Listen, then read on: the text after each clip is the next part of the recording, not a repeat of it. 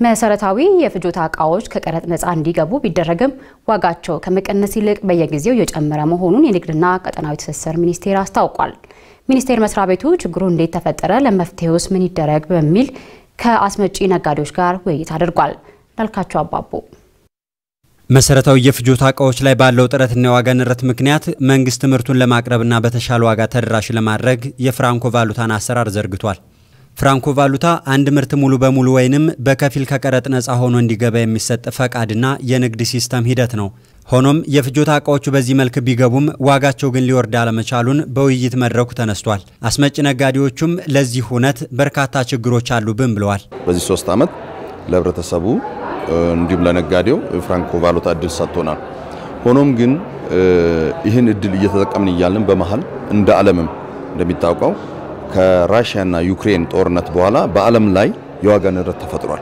ይሄ የተፈጠረው የዋጋ ንረት እኛንም ሌሎችን አፍሪካ ሀገሮች እንዲሁም ዓለምን በሙሉ ነክቷል። በዚህ ምክንያት ነው እንግዲህ የዋጋ ለውጦችና የዋጋ ንረቱ ችግሩ ሊፈጠር የቻለው። በዛ ላይ እንደተጨማሪ ደግሞ እዛ ያለው እና የሀገራችን ምንዛሬ ሲመጣጠን ውጪ ላይ ያለው ምንገዛበት አካባቢ ላይ ዶላሩ እየጨመረ ከጊዜ ወደ ጊዜ እየጨመረ በግማሽ ዋጋ ራሱ ብናመጣው እዚህ ላይ ሊያዋጣን አይችልም።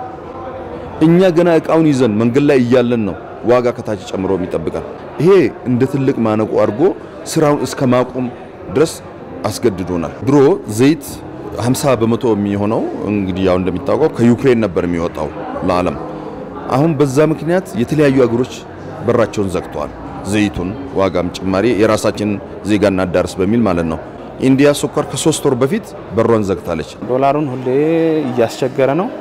አሁን እንኳን ከእጃችን ወጣ ያና እንኳን በዚህ ስብሰባ ውስጥ ያወራ ነው ዘይት ነው። ለዛ ከመንግስት አሁን የሚያስፈልገን ነገሮችን $1 እንዲያዝና ዶላሩን ይሄን ኮንትሮል ካልተደረገ ያውና እኛንም ከዚህ በኋላ እንደምናመጣው ይከብድብናል። ለዛም ለህዝብም መግዛት እነሱም ይከብዳል። የንግድና ቀጠናዊ ትስስር ሚኒስትር ዴኤታው አቶ ተሻለ በልሁ አሁን ገበያው ላይ ያሉ የምርት እጥረቶችንና የዋጋ ንረቱን ለማስተካከል የሰንበት ገበያዎችን ጨምሮ ሌሎች አማራጮችን እንደሚጠቀሙና ካስመጪዎች ጋር በቀጣይ እንደሚመክሩ ተናግረዋል። ዶላር ምንዛሬ አጀስትመንት በንግድና ቀጠናዊ ትስስር ሚኒስቴር አይደለም የሚሰራው። ስለዚህ ያንን አጀስት የሚያደርገው ደግሞ የማክሮ ኮሚቴ አለ። በዋናነት ባለቤት አለው።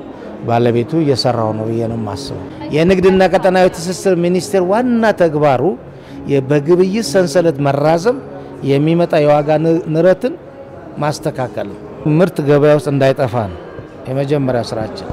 ሰፕላይ ሳይዱ እንዲጨምር እንፈልጋለን። ሁለተኛው ደግሞ ተመጣጣኝ ትርፍ ባለው እንዲሸጥ እንፈልጋለን። ቅዳሜና እሁድ ገበያ አሁን አዲስ አበባ ወደ 130 ደርሷል። በዋናነት የግብርና ውጤቶች ናቸው እየመጡላቸው ያለው፣ አትክልት፣ ፍራፍሬ።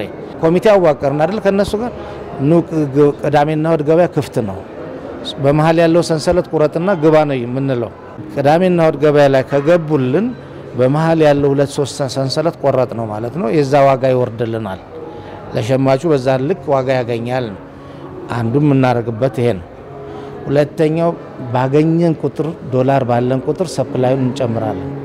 እየነገርኳችሁ ያለው ስኳርና ዘይት በዚህ መልኩ ነው ባላንስ እየፈጠር ነው ያለ ነው።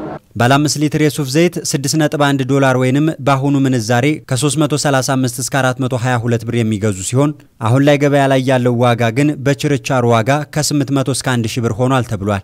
በማሳያነት ይህ ይነሳ እንጂ በበርካታ ምርቶች ላይ የሚታየው ዋጋ ንረት ተመሳሳይ መሆኑን በውይይቱ ተነስቷል።